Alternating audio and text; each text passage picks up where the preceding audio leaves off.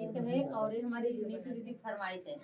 वो बहुत प्यारा सा गीत है और ही नाच गीत और नाच के सभी बहनों के साथ में देने जा रहे हैं। आप लोग को अगर अच्छा लगे तो कमेंट करके जरूर बताइएगा।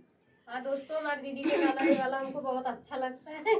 ससुरे के हाल का बताई बलम अंग्रेजी में बोलई, ससुरे के हाल का बताई बलम अंग्रेजी में बोलई, रेजी में बोलई अंग्रेजी में बोलई, रेजी में बोलई अंग्रेजी में बोलई, ससुरे के हाल का बताई बलम अंग्रेजी में बोलई, ससुरे के हाल का बताई बलम अंग्रेजी में बोलई।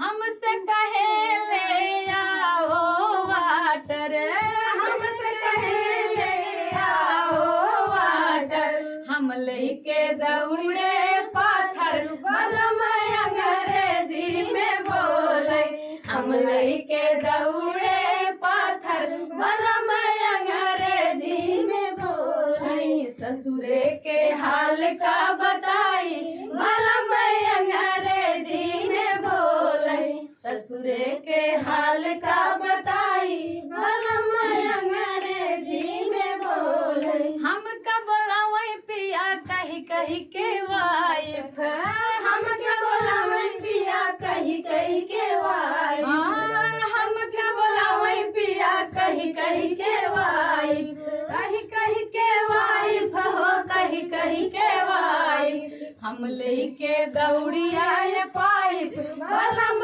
अंग्रेजी में बोलई, हम लेके दौड़ी आए पाइप बलम अंग्रेजी में बोलई, ससुरे के हाल का बताई बलम अंग्रेजी में बोलई।